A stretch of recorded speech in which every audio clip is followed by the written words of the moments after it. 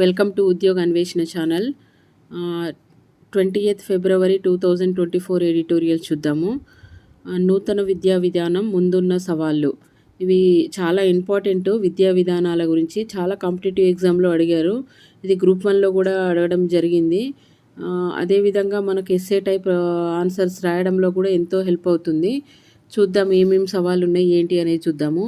మన విద్యా విధానము ఎంతో ప్రాచీనమైనది. క్రీస్తు పూర్వము నలంద, తక్షశిల, విక్రమశీల విశ్వవిద్యాలయాలు ప్రపంచ స్థాయి విద్యా కేంద్రాలుగా విరసిల్లాయి. అనంతరము జరిగిన రాజకీయ పరిణామాలతో అనేక ఆటుపోట్లకు గురి అయి ఎన్నో ఒడిదుడుగులను ఎదుర్కొంటుంది. అందుకు ఉదాహరణగా దక్కన్ ప్రాంతాన్ని సాధించిన నిజాం నవాబు పాఠశాలల్లో నిర్బంధ ఉర్దూ బోధించాలని హుకుం జారీ చేయడము వంటివి దేశవ్యాప్తంగా అనేకం జరిగినవి.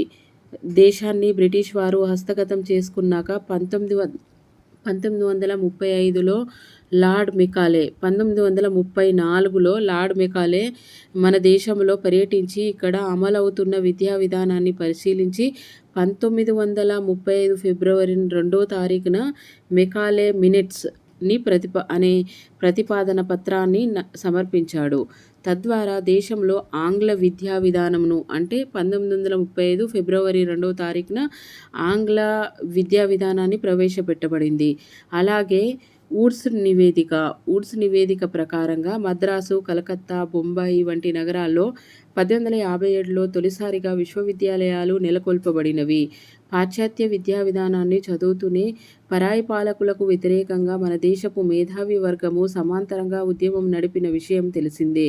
అనంతరం దేశానికి స్వాతంత్రం రావడం, మొదటి విద్యా విధానానికి మౌలానా అబుల్ కలాం ఆజాద్ మార్గదర్శకత్వంలో యూజీసీ స్థాపన. అంటే మౌలానా అబుల్ కలాం ఆజాద్ అతని శాఖ అంటే విద్యాశాఖ మంత్రి ఉన్నప్పుడు ఈ యూజీసీ అనేది స్థాపన చేయడం అనేది జరిగింది. ఏఐసిటిఈ టెక్నికల్ విద్యా education, Indian institute of technology, all India counselling for industrial research, భారతీయ సాంస్కృతిక సంబంధాల మండలి, వొకేషనల్ ఎడ్యుకేషనల్ మొదలైన సంస్థలను అప్పుడే అంకురార్పణ జరిగినది.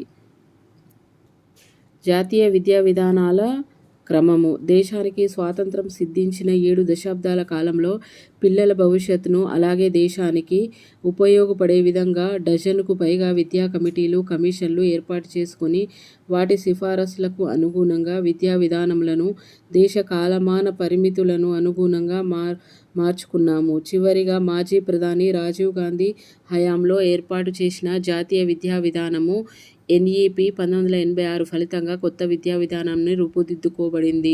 దీని ద్వారా దేశంలో చాలా వరకు విద్యా విప్లవం వచ్చిందనే చెప్పాలి. దేశవ్యాప్తంగా ఆపరేషన్ బ్లాక్ బోర్డ్ కార్యక్రమాలు, రాత్రి పాఠశాలల జాతీయ సాక్షరత కార్యక్రమాలు గ్రామాన పెద్ద ఎత్తున జరిగినవి. దీనికన్నా ముందు ఏర్పాటు చేసిన కొఠారి కమిషను, ఇది కూడా ఇంపార్టెంటే, విద్యా విధానాల కోసం ఏర్పాటు చేసిన కమిటీ అని అడుగుతారు. కొఠారి కమిషను 1964-65 సంవత్సరాల మధ్య ఒకే విధమైన పాఠశాల వ్యవస్థను అలాగే త్రిభాషా సూత్రంని అంటే కొఠారి కమిషను ఈ త్రిభాషా సూత్రాన్ని అంటే 10+ ఇంటర్ ప్లస్ డిగ్రీ అనే విధానాన్ని అమలు చేయాలని చేయాలని సూచిస్తూనే దేశ భవిష్యత్తు తరగతి గదుల్లో రూపుదిద్దుకుంటుంది అని ప్రస్తావించింది. తిరిగి 34 సంవత్సరాల తర్వాత డాక్టర్ కృష్ణస్వామి కస్తూరి రంగన్ సిఫారసు మేరకు నేషనల్ పాపులేషన్ ఎన్పిఈ 2020 నూతన విద్యా విధానాన్ని అంటే విధానంలోనికి 5+3+4 అడుగులు వేయబోతున్నాము అనంటే ఇంతకుముందు 10+2+3 ఉండేదాన్ని. ఇప్పుడు ఏంటంటే 5+3+3+4 అనే విధానంలోకి అడుగులు వేయాలని ఎవరు చెప్పారంటే కృష్ణస్వామి కస్తూరి రంగన్ అని సిఫారసు చేయడం అనేది జరిగింది. మన విద్యా విధానాలు సనాతనమైనవే. రాజ్యాంగ నిర్మాత అంబేద్కర్ చెప్పిన వాక్యాలు ప్రస్తావనార్హము. జీవితంలో విలువలను నేర్పించేదే నిజమైన విద్య అని, మరీ ఇంత సుదీర్ఘమైన ప్రయాణంలో ఎటువంటి విలువలతో కూడిన విద్యను మనం అభ్యసించామనేది మనకు మనం ప్రశ్నించుకోవలసిన అవసరం ఉంది.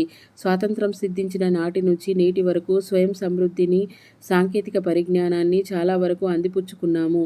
బ్లూంబర్గ్ నివేదిక ప్రకారంగా ప్రపంచంలో 5వ ఆర్థిక వ్యవస్థగా ఈ మధ్యనే అవతరించాము. కానీ సాంకేతికత పెరిగిన కొద్దీ సంకుచితపు భావజాలాన్ని, మనుషుల మెదళ్లలో నుంచి మారుతున్న విద్యా దృక్పథంను ఎందుకు మార్చలేకపోతున్నాము అనేది $1,000,000 ప్రశ్న.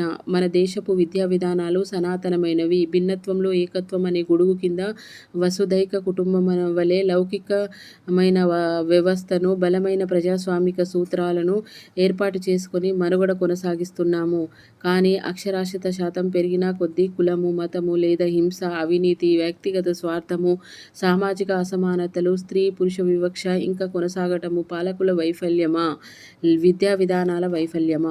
ఒక్కసారి పునరాలోచించుకోవాలి. ఎన్ని నూతన విద్యా విధానాలు వచ్చినా, వ్యవస్థలు మారినా, వ్యక్తులు మారినా, పాలకులు మారినా, విద్య ద్వారా మనిషి విశాలమైన విశ్వజనీనమైన ఆలోచన దృక్పథం అలవాటు చేసుకోలేనప్పుడు ఎన్ని నూతన విద్యా విధానాలు వచ్చినా అవి నీటి మూటలుగానే మిగిలిపోతున్నాయి. దేశ రక్షణకు 1,00,000 కోట్ల బడ్జెట్ కేటాయించి విద్యకు మాత్రం 10% లోపు కేటాయించడము బాధ కలిగించే విషయము. తరగతి గదుల్లో సృజనాత్మకంగా చదువుకున్న విద్యార్థి దేశ రక్షణకు కావలసిన ఆధునిక యంత్రాంగ పరికరాలను తయారు చేయగలడన్న సత్యాన్ని పాలకులు గమనించాలి. అందుకే విద్యకు అధిక ప్రాధాన్యతని ఇచ్చి పరిశోధన, సృజనాత్మక ఆలోచనలు పెంపొందించే ప్రయత్నం చేయాలి. విద్యా హక్కు చట్టం 2009 ఎందుకు బాల కార్మికుల తరగతి గది వైపు మళ్లించలేకపోతున్నది కూడా సమీక్ష చేయాలి. ఏమిచ్చారో చూద్దాం. ప్రపంచ పోటీకి తగిన విద్యా విధానాలు అవసరమే. ప్రపంచీకరణ ఫలితాలు ప్రపంచవ్యాప్తంగా ప్రభావం చూపుతున్న తరుణంలో మన విద్యా విధానాన్ని మార్చుకోవలసిన అవసరం ఉందనేది నా అభిప్రాయము. దాంతో పాటుగా వ్యక్తులు, మనం కూడా సంకుచితపు భావజాలం మధ్య కొట్టుమిట్టాడకుండా విశాలమైన దృక్పథంతో మానవితా విలువల్ని, సార్వజనీనమైన సూత్రాలను పాటించాలి. అప్పుడే మన విద్యా విధానము ప్రపంచ దేశాలకు మార్గదర్శకం కాగలదు. అక్షరాస్యత పెరిగినా అవినీతి పెరుగుతూనే ఉంది.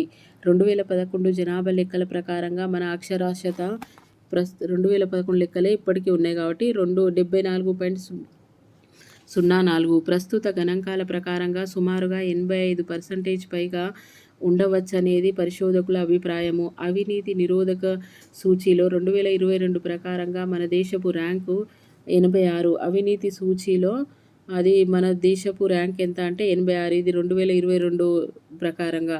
అక్షరాస్యత శాతం పెరుగుతున్న కొద్దీ అవినీతి తగ్గాలి, నేరాల సంఖ్య కూడా తగ్గాలి. కానీ దేశంలో దీనికి విరుద్ధంగా రోజురోజుకు ఈ అంకెలు పెరగడం ఆందోళన కలిగించే అంశము.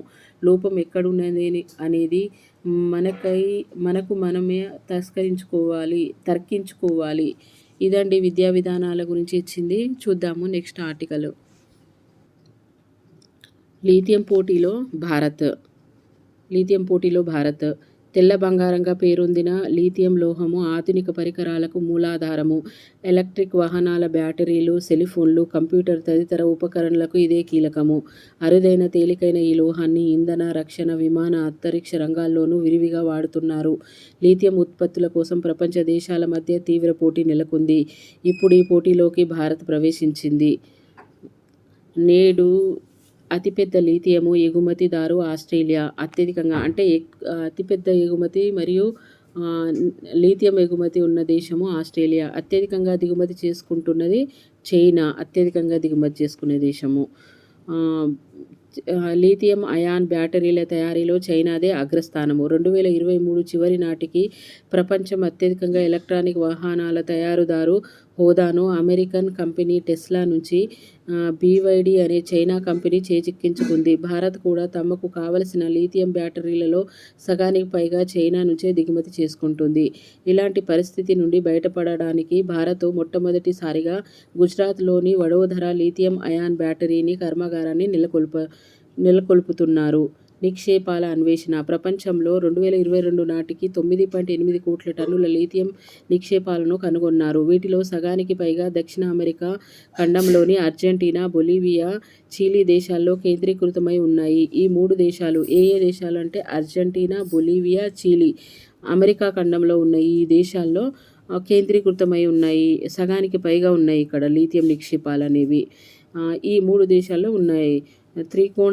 ఈ 3 దేశాలను లిథియం త్రికోణంగా అభివర్ణిస్తున్నారు. 62 లక్షల టన్నుల నిక్షేపాలతో ఆస్ట్రేలియా కూడా అగ్రస్థానంలో ఉంది. ఈ దేశము ముడి ఖనిజం నుంచి లిథియము తయారీలో అగ్రగామి. ప్రస్తుతం ప్రపంచంలో ఏటా 1,00,000 టన్నుల లిథియము లోహాన్ని ఉత్పత్తి చేస్తున్నారు. ఇది ప్రధానంగా ఆస్ట్రేలియా, చిలీ, చైనా, అర్జెంటీనా ఉత్పత్తి అవుతుంది. శిలాజ ఇంధనాలను స్వస్తి చెప్పి 2070 కల్లా కార్బన్ ఉద్గారాల తటస్థతను సాధించాలంటే ప్రపంచంలో లిథియం ఉత్పత్తి 40 రెట్లు పెరగాలని అంతర్జాతీయ ఇంధన సంస్థ IEA లెక్కగట్టింది. లిథియం కొత్త ఎలక్ట్రిక్ వాహనాలు ఉత్పత్తిని దెబ్బతీస్తుంది. అందుకే ప్రపంచ దేశాలు లిథియం వేటను ముమ్మరం చేశాయి. 2021లో కర్ణాటకలోని మాండ్య జిల్లాలో 1,600 టన్నుల లిథియం ఖనిజ నిక్షేపాలు కనుగొన్నారు. ఛత్తీస్గఢ్లో దీనికోసం అన్వేషణ సాగుతూ ఉంది. 2023లో భారత భూగర్భ సర్వే సంస్థ జమ్మూ కాశ్మీర్లో 59 లక్షల టన్నుల లిథియం నిక్షేపాలు ఉండవచ్చని కనుగొన్నది. అది ఖరారైతే ప్రపంచంలో అత్యధిక లిథియం కలిగిన దేశాల జాబితాలో భారత్ 7వ స్థానం నిలుస్తుంది. 2 తెలుగు రాష్ట్రాలతో పాటు మధ్యప్రదేశ్, రాజస్థాన్, గుజరాత్, పశ్చిమ బెంగాల్, గోవా కూడా లిథియం అన్వేషణ సాధించాలని ప్రభుత్వం తలపెట్టింది. కొత్తగా కనుగొన్న లిథియం నిక్షేపాలు బ్లాక్ వేలము తవ్వడానికి అనుమతించే బిల్లును పార్లమెంటు గతేడాది ఆమోదించింది. ఇప్పటికైతే జమ్మూ కాశ్మీర్, ఛత్తీస్గఢ్లో 2 బ్లాకులకు వేలం వేశారు. 2030 కల్లా పునరుత్పాదక ఇంధన వనరుల ద్వారా 500 గిగావాట్ల విద్యుత్ శక్తి ఉత్పత్తిని సాధించాలన్న భారత్ లక్ష్యము నెరవేరాలంటే స్వదేశంలోనే ముడి ఖనిజాన్ని కనుగొని లిథియం లోహాన్ని మార్చే సాంకేతికతను సమకూర్చుకోవాలి. ప్రస్తుతం అలాంటి సాంకేతికత పరిజ్ఞానం భారత్కు లేదు. నేడు ప్రపంచంలో 60% లిథియం లోహాన్ని చైనాయే ప్రాసెసింగ్ చేస్తుందని IEA తెలిపింది. 68 లక్షల టన్నుల లిథియం నిక్షేపాలున్న చైనా ఈ లోహము ప్రాసెసింగ్, బ్యాటరీల ఉత్పత్తిలో ఎంతో ముందుంది. డ్రాగన్ లిథియం నిక్షేపాల కోసము ఇతర దేశాల్లో పెట్టుబడులు పెట్టింది. ఆస్ట్రేలియా, అర్జెంటీనా, చిలీ దేశాలతో లిథియము అన్వేషణ ఉత్పత్తికి ఒప్పందాలు కుదుర్చుకుంది. భాగస్వామ్య ఒప్పందము. లిథియం విషయంలో భారత్ కొంత ఆలస్యంగానే మేల్కొంది. 2022లో ఆస్ట్రేలియాతో అవగాహన ఒప్పందం కుదుర్చుకుంది. లిథియము, కోబాల్ట్ లోహాల అన్వేషణ, ఉత్పత్తికి ఇది బాటలు వేస్తుంది. 2023 జూన్లో ఖనిజ భాగస్వామ్యము ఒప్పందము MSPలో ఇండియా చేరింది. ఇందులో ఇప్పటికే అమెరికా, బ్రిటన్, ఆస్ట్రేలియా, జపాన్, దక్షిణ కొరియా, ఐరోపా సమైక్య భాగస్వామ్యంగా ఉన్నాయి. లిథియం వంటి అరుదైన లోహాల అన్వేషణ ఉత్పత్తిలో ప్రభుత్వ, ప్రైవేటు పెట్టుబడుల ప్రోత్సహించే MSP లక్ష్యము. 2024 జనవరిలో అర్జెంటీనాలో లిథియం తవ్వకాలను భారత్ ఒప్పందం కుదుర్చుకుంది. ఎలక్ట్రానిక్ వాహనాల చోదక శక్తి అయిన advanced cell chemistry ACC battery సాంకేతికత అభివృద్ధిపైన భారత్ ప్రత్యేక శ్రద్ధ పెట్టింది. ఈ బ్యాటరీలు విద్యుత్ శక్తిని రసాయన లేదా ఎలక్ట్రోకెమికల్ శక్తి రూపంలో నిల్వ చేసి అవసరమైనప్పుడు విద్యుత్ శక్తిగా మారుస్తుంది. 50 గిగావాట్ల నిల్వ శక్తి గల ACC బ్యాటరీల తయారీకి ఉత్పత్తి అనుసంధాన ప్రోత్సాహక పథకము CLI కింద తోడ్పడేందుకు కేంద్రము 100 కోట్లు కేటాయించింది. స్వదేశంలో లిథియం ఉత్పత్తిని పెంచడానికి భారత్ అంకురిత దీక్షతో కృషి చేయాలి. లిథియం తవ్వకాలు, ఉత్పత్తి ప్రక్రియలో పర్యావరణ కాలుష్య నివారణ ముందుగానే జాగ్రత్తలు తీసుకోవాల్సిన బాధ్యత అందరిది. ఇది అండి. చూద్దాము నెక్స్ట్ ఆర్టికల్. లిథియం గురించి ఇది చాలా ఇంపార్టెంట్. లిథియం నిక్షేపాలు భారతదేశంలో ఎక్కడెక్కడ ఉన్నాయి, ఏ ఏ ప్రాంతాల్లో అత్యధికంగా ఉన్నాయి అనేది ఇందులో క్లియర్గా ఇవ్వడం జరిగింది. అదేవిధంగా అంతర్జాతీయంగా అత్యధికంగా దిగుమతి చేసుకున్న దేశం ఆస్ట్రేలియా, తర్వాత ఇప్పుడు ఎగుమతి చేస్తున్న దేశం ఆస్ట్రేలియా, దిగుమతి చేసుకున్న చైనా, లిథియం అయాన్ బ్యాటరీలు తయారు చేస్తున్నది అత్యధికంగా తయారు చేస్తున్నది చైనా అని చెప్పడం జరిగింది. మనం ఛత్తీస్గఢ్లో కూడా దీని గురించి అన్వేషణ చేయడం అనేది జరిగింది. రీసెంట్గా జమ్మూ అండ్ కాశ్మీర్లో కూడా లీథియం నిక్షేపాల గురించి తవ్వకాలు జరపడం అనేది జరిగింది. మన దేశంలోని మధ్యప్రదేశ్, రాజస్థాన్, గుజరాత్, పశ్చిమ బెంగాల్, గోవా ఈ వీటిలలో లీథియం అన్వేషణలు సాగించడం అనేది ప్రభుత్వం ముందుకొచ్చిందనేది మనం చూసాము. ఇవి ఇంపార్టెంట్ అండి. చూద్దాము నెక్స్ట్ ఆర్టికల్. బిడ్డలకు భద్రత, తల్లులకు తోడ్పాటు. దేశంలో ఎంతోమంది మహిళలు మాతృత్వ పిల్లల సంరక్షణ కోసము ఉద్యోగాలకు దూరం అవుతున్నారు. ఉపాధి అవకాశాలు అందుకోలేకపోతున్నారు. శిశు సంరక్షణ సంబంధించిన వెసులుబాట్లు ఉంటే ఇలాంటి సమస్యల్ని అధిగమించవచ్చు. ఈ మేరకు కేంద్ర ప్రభుత్వం ఇటీవల శిశు సంరక్షణ కేంద్రాలను క్రష్ సమర్థ నిర్వహణకు సంబంధించిన విధి విధానాలను జారీ చేసింది. స్త్రీలకు ఉమ్మడి కుటుంబాల సహకారం కొరవడిన ఈ రోజుల్లో ఇలాంటి కేంద్రాలు మెరుగైన సేవలను అందిస్తే ఎంతో మేలు. మహిళల భద్రత, సాధికారత కోసము మహిళా శిశు అభివృద్ధి మంత్రిత్వ శాఖ 15వ ఆర్థిక సంఘం కాల పరిధిలో మిషన్ శక్తి కార్యక్రమాన్ని చేపట్టింది. ఎప్పుడు అనంటే 15వ ఆర్థిక సంఘం 15th ఫినాన్షియల్ కమిషన్లో ఆ కాలంలో మిషన్ శక్తి అనే కార్యక్రమాన్ని చేపట్టింది. శ్రామిక శక్తిలో మహిళల భాగస్వామ్యాన్ని ప్రోత్సహించడానికి, మహిళల కార్మికుల పిల్లలకు నాణ్యమైన, చౌకైన సంరక్షణ సేవలను అందించడానికి చేపట్టిన పాలనా పథకం అనేది దేనికి సంబంధించింది అని అడగొచ్చు. పాలనా పథకాన్ని మిషన్ శక్తిలో చేర్చారు.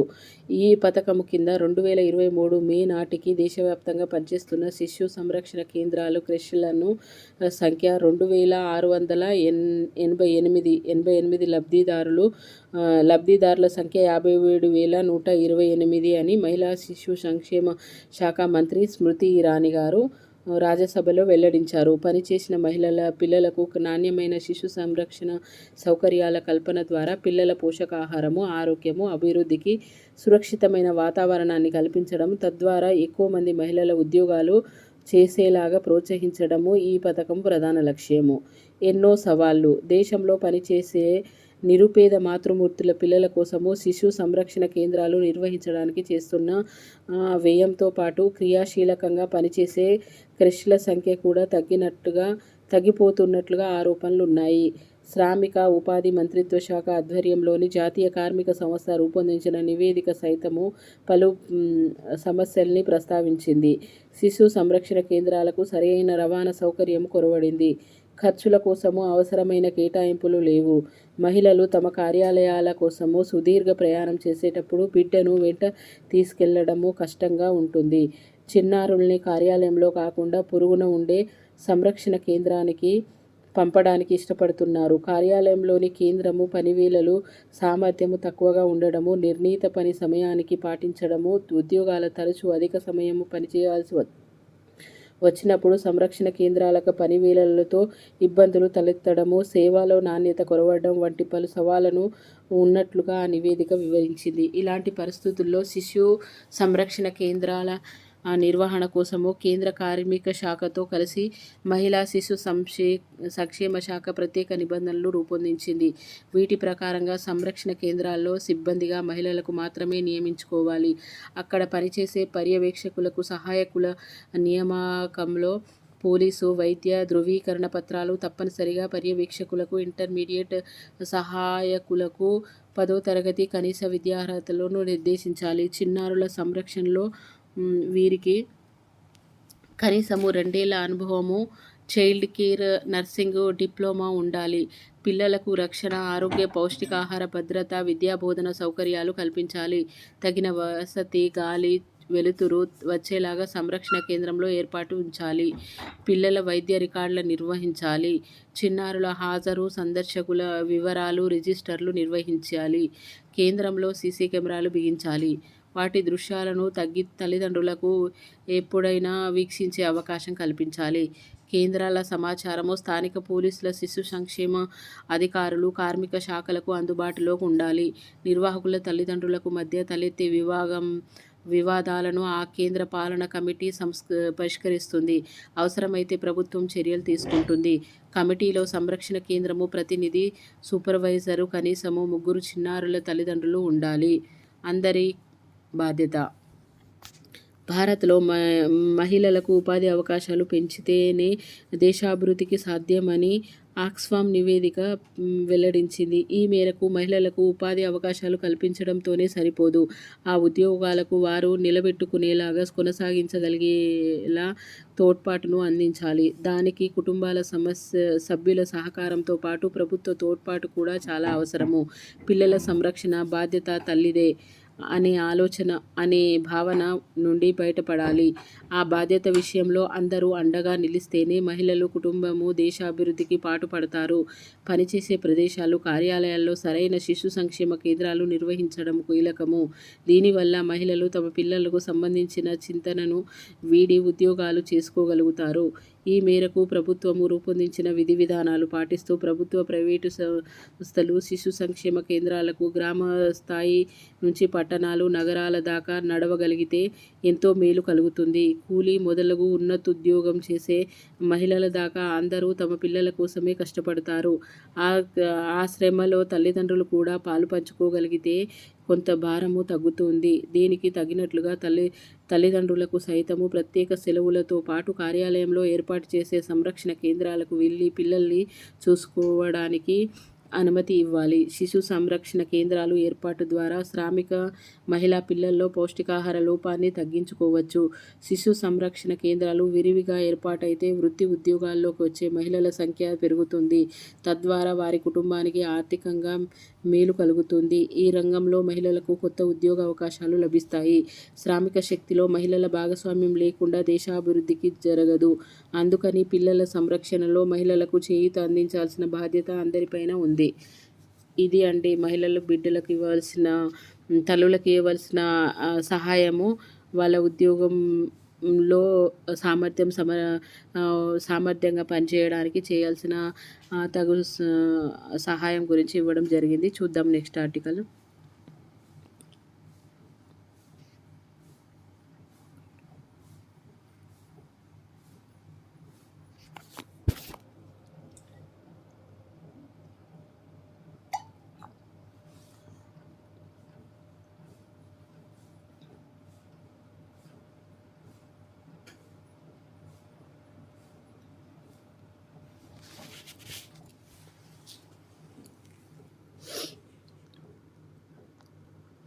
ఒళ్ళు గుల్ల చేస్తున్న చిరుతిండ్లు జనారోగ్యానికి జాతి సౌభాగ్య నిర్ణాయక శక్తిగా గుర్తిస్తున్న దేశాలు స్వస్థ సేవల విషయంలో రాజీ లేని ధోరణి కనపరుస్తుంటే ఆ తరహా చొరవ దేశీయంగా లోపిస్తున్నదిప్పుడు.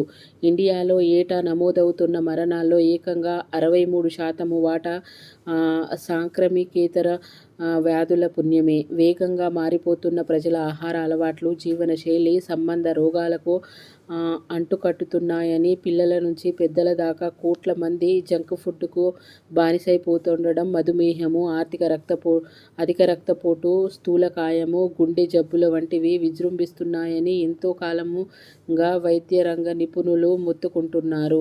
అధిక మోతాదులో కొవ్వు, చక్కెర, ఉప్పు కలిగిన ఆహారోత్పత్తుల ప్యాకెట్లపైన హెచ్చరిక సందేశాలు ముద్రించాలని, వాటి ప్రకటనపైన సహేతుక ఆంక్షలు విధించాలని చిరకాలంగా డిమాండ్ చేస్తున్నారు. దేశము నేడు సార్వత్రిక ఎన్నికల ముంగిట్లో ఉన్న వేళ nutrition advocacy in public interest అనే ఆలోచన పరులకు వేదిక. జాతి ఆరోగ్యానికి కలబలిస్తున్న జంక్ ఫుడ్ వినియోగాన్ని తగ్గించేందుకు ఏమేమి చర్యలు తీసుకుంటారో తమ ప్రణాళికల్లో వెల్లడించాలని పార్టీలకు కోరుకుంది. జంక్ ఫుడ్ వినియోగంతో స్థూలకాయము, మధుమేహము వంటి వాటితో పాటు క్యాన్సరు, కుంగుబాటు, మానసిక ఆరోగ్య సమస్యలు కమ్ముకొస్తున్నాయని శాస్త్రీయ ఆధారాల్ని మరేమాత్రము తోసిపుచ్చే వీలు లేదు. 20 ఏళ్లు పైబడిన వారిలో 28.6% స్థూలకాయంతోనూ, 11.4% మధుమేహము, 15.3% షుగర్ వ్యాధి ముందస్తు దశలోనూ, 35.5% అధిక రక్తపోటుతోనూ బాధపడుతున్నవారు. వ్యసనంగా మారిపోయిన ఈ చిరుతిళ్లతో కారణంగా యుక్త వయస్సు నాటికే పలు రోగాలు పాలబడి పాల్బడి ఒళ్ళు గుల్ల అయిపోతున్న రేపటి తరము సాక్షిగా 2030 నాటికి ఇండియా $6 లక్షల కోట్ల ఆర్థిక నష్టాన్ని మూటగట్టుకోనుందని ప్రపంచ ఆరోగ్య సంస్థ నిరుడు జూన్లో హెచ్చరించింది. కేంద్ర రాష్ట్ర ప్రభుత్వాలు ఇకనైనా మొద్దునిద్ర వీడాలన్నదే ఆలోచన పరుల అందరికీ వేడుకోలు. మార్కెట్ ఆకర్షణీయ ప్యాకేజీల్లో ఎప్పుడు కావాలంటే అప్పుడు లభ్యమయ్యే రకరకాల చిప్స్, పిజ్జాలు, బర్గర్లు, శీతల పానీయాలు వంటివి చిరుతిళ్ళు, సాంప్రదాయ పౌష్టికాహార పిండి వంటలు ఏనాడో ప్రత్యామ్నాయంగా మారిపోయాయి. హానికర కొవ్వును అధిక మోతాదులో చక్కెర, ఉప్పు దంటించి వినియోగదారుల జీవచాపల్యాన్ని పెంచి వ్యసనపరుడిగా మార్చి వారి ఆరోగ్యంతో మృత్యు క్రీడలాడుతున్న ఈ జంక్ ఫుడ్ పరిశ్రమ పరిమాణము ఇండియాలోనే రూ. 2.5 లక్షల కోట్లకు చేరింది. అత్యధిక వినియోగ వస్తు ఉత్పత్తులు ఎఫ్ఎంసీజీ సంస్థల లాభాల్లో 76% ఈ జంక్ ఫుడ్ కారణంగా లభిస్తుందంటే ప్రజలెంతగా వాటికి అలవాటు పడ్డారో బోధనవుతుంది. పిల్లల కోసము ప్రసారమయ్యే టీవీ కార్యక్రమాల్లో పిల్లల కోసము ప్రత్యేకించిన ఛానల్లో జంక్ ఫుడ్ ప్రకటనల్ని నిషేధిస్తూ 2022 జూన్లో కేంద్రము నోటిఫికేషన్ జారీ చేసింది. దాని అమలు యంత్రాంగము చచ్చుపడటంతో ప్రతి రోజు 6,500 ప్రకటనలు హోరెత్తిస్తున్నాయని ఆలోచనలు వేదిక నిరుడు అక్టోబర్లో మొత్తుకుంది. వైద్యశాలల క్యాంటీన్లోనూ జంక్ ఫుడ్ తొలగించి ఆరోగ్యకర ఫలాహారాన్ని అందించాలని నెలన్నర క్రితమే కేంద్ర ఆదేశాలు జారీ చేసింది. అదే ఆరోగ్య స్పృహతో చాప కింద నీరులాగా జనారోగ్యాన్ని కబళిస్తున్న ప్రమాదకర చిరుతిళ్ళ లభ్యతను దేశవ్యాప్తంగా కట్టడి చేసే పటిష్ట వ్యూహాన్ని ప్రభుత్వాలు సానపెట్టాలి. ఇప్పటికే Denmark, UK, Mexico, Chile, Japan, France, Australia, US, Norway, Bolivia వంటి దేశాలు కఠిన ఆంక్షలు, పన్నుల కొరడా చేతపట్టి జంక్ ఫుడ్ భూతాపాన్ని అదుపు చేసేందుకు ప్రయత్నిస్తున్నాయి. అక్కడి ఒత్తిడిని అధిగమించి రాబడులను లోటు రాకుండా చూసుకునేందుకు ఆయా సంస్థలు ఇండియాపైన మరింతగా దృష్టి సారిస్తున్న దశ ఇది. ముందుకొస్తున్న ముప్పును చెడగొట్టి వాటి కార్యాచరణ సత్వరం పట్టాలెక్కితే భావితరాల ఆరోగ్యానికి భరోసా దక్కుతుంది.